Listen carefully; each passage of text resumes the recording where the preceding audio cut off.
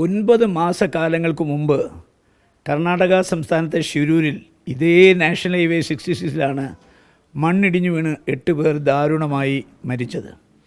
അന്ന് നമ്മുടെ ദക്ഷിണേന്ത്യയിലെ ഏറ്റവും വലിയ രക്ഷാപ്രവർത്തനം നടത്തിയതിൻ്റെ ഫലമായിട്ടാണ് അർജുനെ കണ്ടുപിടിക്കാൻ തയ്യാറായത്. അന്ന് മാർക്സിസ്റ്റ് പാർട്ടി അടക്കമുള്ള എല്ലാ പാർട്ടികളും അന്ന് കുറ്റപ്പെടുത്തിയത് സംസ്ഥാന ഗവൺമെൻറ്റാണ്.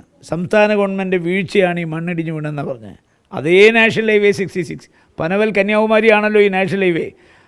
അന്ന് ജിയോളജി ഡിപ്പാർട്ട്മെൻറ്റ് ഒരു സമഗ്രമായ പഠനം നടത്തിയിട്ട് ശാസ്ത്രീയമായ പരിശോധന നടത്താതാണ് ഈ നാഷണൽ ഹൈവേയുടെ നിർമ്മാണം നടത്തിയത്. അതുകൊണ്ടാണ് മണ്ണിടിഞ്ഞ് വീണത് എന്ന് 8 മാസത്തിന് മുമ്പ് അവർ പറഞ്ഞു. എന്ത് ചെയ്തു കേന്ദ്ര ഗവൺമെൻറ്? എന്ത് ചെയ്തു? നാഷണൽ അതോറിറ്റി ഓഫ് ഇന്ത്യ എന്ത് ചെയ്തു? ഉദ്യോഗസ്ഥന്മാർ എന്ത് ചെയ്തു? അപ്പോൾ ഒരു അപകടം വന്നപ്പോൾ ജിയോളജിക്കൽ സർവേ ഓഫ് ഇന്ത്യ പഠനം നടത്തിയിട്ട് പറഞ്ഞു അശാസ്ത്രീയമായിട്ടാണ് ഇത് നിർമ്മിച്ചിരിക്കുന്നതെന്ന് പറയുമ്പോൾ എന്താ ചെയ്യേണ്ടത്? അപ്പോൾ അതിൻ്റെ ഒരു പ്രിക്കോഷൻ എല്ലാ സ്ഥലത്തും എടുക്കണ്ടേ? ഇപ്പോൾ എന്താ സംഭവിച്ചിരിക്കുന്നത്? അതേ നാഷണൽ ഹൈവേ 66 നമ്മുടെ സെക്കൻഡ് റീച്ച് എന്ന് പറഞ്ഞാൽ നമ്മുടെ വിദ്യാനഗർ തൊട്ട് ചെറുവത്തൂർ പിന്നെ നീലേശ്വരം വരെ, തേർഡ് റീച്ച് നീലേശ്വരം തൊട്ട് തലപ്പാടി വരെയാണ്. അപ്പോൾ ഇവിടെയാണ് ഈ അപകടം എല്ലാം ഉണ്ടായിരിക്കുന്നത്. 2022 നമ്മുടെ പെരിയ അണ്ടർപാസിൻ്റെ മേളത്തെ പാലം, ആ പാലം ഇടിഞ്ഞു വീണു. ഞാനാണ് ആദ്യം അവിടെ ഓടിയെത്തിയത്. ഞാനവിടെ ചെല്ലുമ്പോൾ പാലം പൂർണ്ണമായി തകർന്നു, എല്ലാം ഇടിഞ്ഞ് താഴെ വീണു. ചാനലുകാരെല്ലാം വന്നു, ഞാൻ ചാനലുകാരോട് എക്സ്പ്ലെയിൻ ചെയ്തു. അന്ന് ഞാൻ പറഞ്ഞതാണ് ഈ മേഘ കൺസ്ട്രക്ഷൻ ഒരു തട്ടിക്കൂട്ട് കമ്പനിയാണ്. ഇവർ പിന്നെ കരിമ്പട്ടികയിൽപ്പെടുത്താൻ യോഗ്യതയുള്ളൊരു കമ്പനിയാണ്. അതുകൊണ്ട് സമഗ്രമായ അന്വേഷണം നടത്തണം. ഇതിപ്പം അല്ല അന്ന് പറഞ്ഞോട്ടെ. അപ്പോൾ അന്ന് ആ പാലം ഇടിച്ചു വീണിട്ട് നമ്മളവിടെ പോയിട്ട് ഒരു നടപടിയും അന്ന് എടുത്തില്ല. ഇപ്പോൾ എന്താ സംഭവം?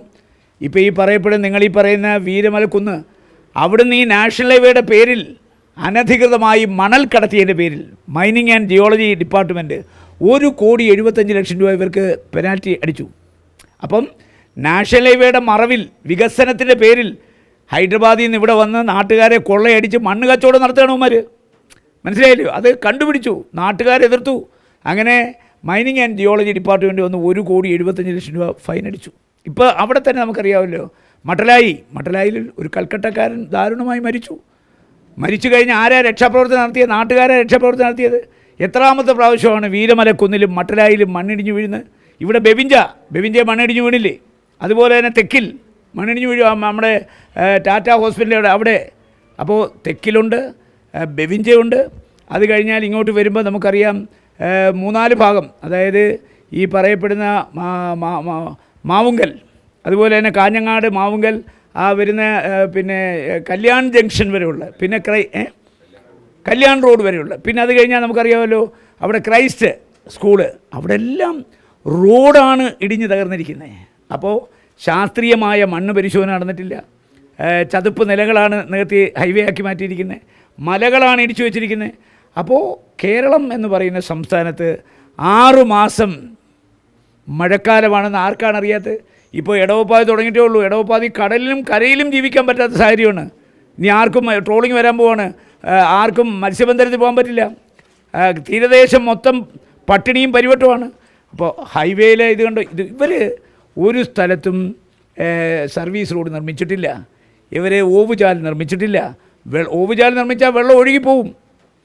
മാത്രമല്ല പല സ്ഥലത്തും നാഷണൽ ഹൈവേക്കുള്ള എൻട്രി ഇവർ കൊടുത്തിട്ടില്ല. അപ്പോൾ പലരും 5, 6, 7 കിലോമീറ്റർ പോയിട്ട് യൂ ടേൺ എടുത്ത് തിരിച്ചു വരണം. അപ്പോൾ പരമാവധി ജനങ്ങളെ ബുദ്ധിമുട്ടിക്കുകയാണ്. ഇവിടെ ഇപ്പോൾ നമ്മൾ പറയാമല്ലോ, ഈ നാഷണൽ ഹൈവേയുടെ ക്രെഡിറ്റ് പൂർണ്ണമായിട്ട് കോൺഗ്രസ് പാർട്ടിക്ക് വേണ്ട.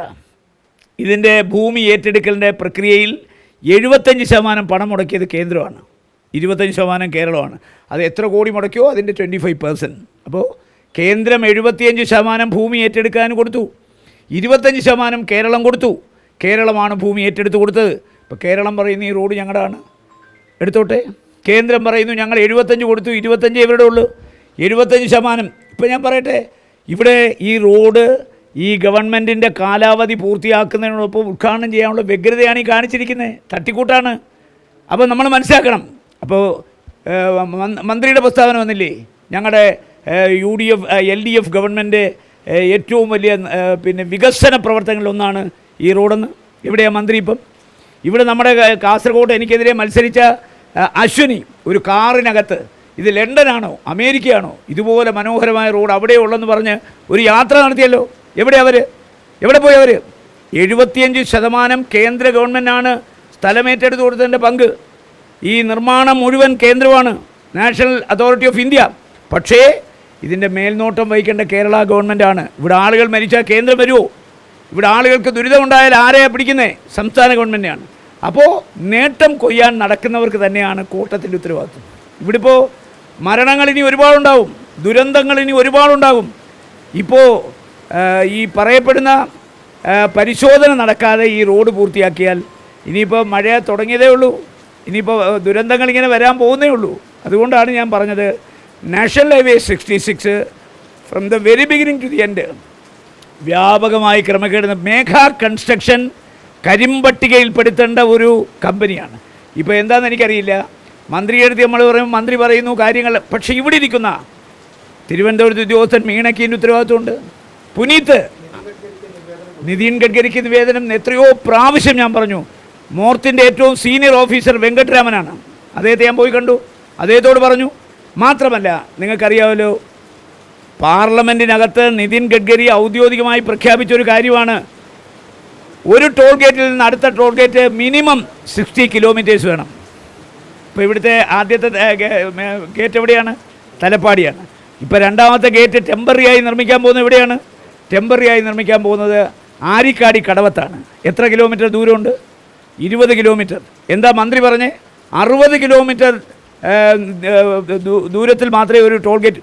എന്തുകൊണ്ടാണ് ഒരു ടെമ്പററി ടോൾ ഗേറ്റ് നിർമ്മിക്കേണ്ടി വരുന്നത്? ഇപ്പോൾ രണ്ടാമത്തെ സ്ട്രെച്ചിൽ നിർമ്മാണം പൂർത്തിയാക്കേണ്ട മേഘ കൺസ്ട്രക്ഷൻ അവർ 75% പോലും പൂർത്തിയാക്കിയിട്ടില്ല. സെക്കൻഡ് റീച്ച് പൂർത്തിയായിട്ടില്ല. 78% പോലും പൂർത്തിയായിട്ടില്ല. Third reach. അപ്പോൾ 6 മാസത്തേക്കൊരു ടെമ്പററി ഗേറ്റ് ടോൾ ഗേറ്റ് അവിടെ സ്ഥാപിക്കുമ്പോൾ ഞങ്ങൾ ചോദിച്ചു, നിങ്ങൾക്ക് എന്തുകൊണ്ട് 6 മാസം കൂടെ കാത്തിരുന്നൂടാ? മേഘ കൺസ്ട്രക്ഷൻ പറയുന്നു 6 മാസത്തിനകം പൂർത്തിയാക്കാം. എന്നാൽ പിന്നെ 6 മാസം കഴിഞ്ഞ് ചാലിങ്കാൽ ഈ ടോൾ ഗേറ്റ് സ്ഥാപിച്ചാൽ പോരെ? ഇവർ ഒരു കാരണവശാലും ഇത് ഇഴച്ചഴച്ച് കൊണ്ടുപോകുന്നതല്ല.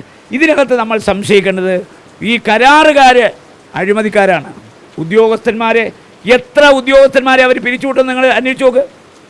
മേഘ കൺസ്ട്രക്ഷനിൽ പണി ചെയ്ത എത്ര പേരെ പിരിച്ചുവിട്ടു അഴിമതിയുടെ പേരിൽ?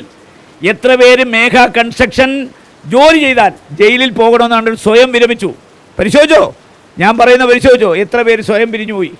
എല്ലാം കൊള്ളക്കാരെയാണ് അവർ നിയമിക്കുന്നത്. ഇത് കേന്ദ്ര ഗവൺമെൻറ്റെയും ജനങ്ങളുടെയും പണം കൊള്ളയടിക്കുകയാണ് മേഘ കൺസ്ട്രക്ഷൻ. അതുകൊണ്ട് അടിയന്തരമായി മന്ത്രി ഇതിനകത്ത് ഇടപെടണം, അന്വേഷണം നടത്തണം. ഉദ്യോഗസ്ഥന്മാർ അഴിമതിക്ക് കൂട്ടുന്നെങ്കിൽ അവരെ സസ്പെൻഡ് ചെയ്യണം.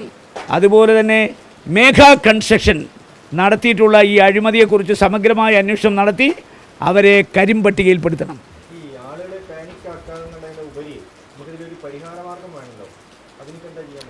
മല ഇടിഞ്ഞ് വീഴുന്നതിനൊരു പരിഹാരമില്ല. ഈ മല വെട്ടി റോഡാക്കുന്നതിനും അതിനെക്കുറിച്ച് ആലോചിക്കേണ്ടിയിരുന്നു. ഇനി അതിനകത്തൊക്കെ മുട്ടുശാന്തി വരുത്താനേ പറ്റുള്ളൂ. പക്ഷേ പണിഞ്ഞ റോഡിൽ വിള്ളൽ വന്നതും സർവീസ് റോഡും പിന്നെ ഓവുചാലും ഇതൊക്കെ പരിഹരിക്കാവുന്നതാണ്.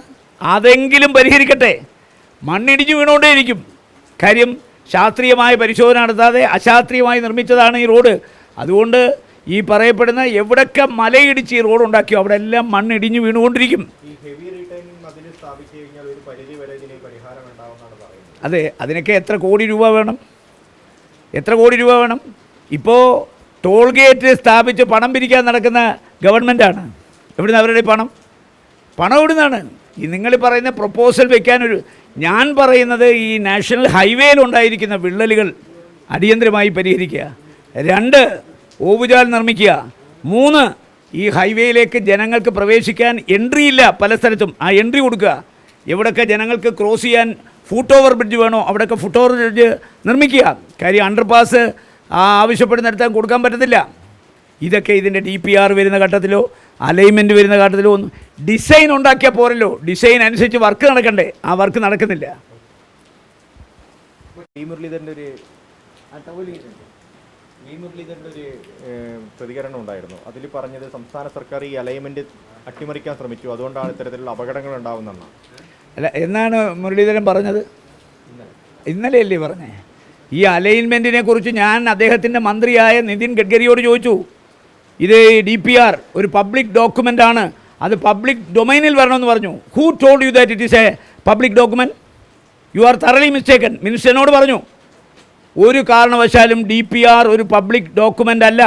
മന്ത്രി പറഞ്ഞതാ, പബ്ലിക് ഡൊമൈനിൽ വരില്ല. ജനപ്രതിനിധികളുമായിട്ട് DPR-നെ കുറിച്ച് ചർച്ചയില്ല. മാത്രമല്ല അലൈൻമെൻറ്റ് ഞങ്ങൾ തീരുമാനിക്കും, DPR ഞങ്ങൾ തീരുമാനിക്കും. ഇതൊക്കെ ജനങ്ങളുമായി ചർച്ച, ജനപ്രതിനിധികൾ എന്തിനാണ് MLA-മാർ, എന്തിനാണ് MP? ഞങ്ങളുമായിട്ടൊക്കെ ചർച്ച ചെയ്താൽ ഞങ്ങൾ ക്രിയേറ്റീവായി കാര്യങ്ങൾ പറഞ്ഞ് മനസ്സിലാക്കി കൊടുക്കും. പക്ഷേ വളരെ നിഗൂഢമായിട്ടാണ് അലൈൻമെൻറ്റ് തയ്യാറാക്കിയത്, DPR അന്ന് ഈ മുരളീധരൻ എവിടെ പോയിരുന്നു? ഇപ്പോൾ പുള്ളി തൊഴിൽ രഹിതനാണ്, അപ്പോഴാണ് ഇത് പറയാൻ തുടങ്ങിയത്. മനസ്സിലായോ? അന്ന് അദ്ദേഹം കേന്ദ്രമന്ത്രിയാണ്, പറഞ്ഞാൽ പണി പോവും. ഇപ്പോൾ പണി പോയപ്പോഴാണ് പുള്ളി പറയാൻ തുടങ്ങിയത്.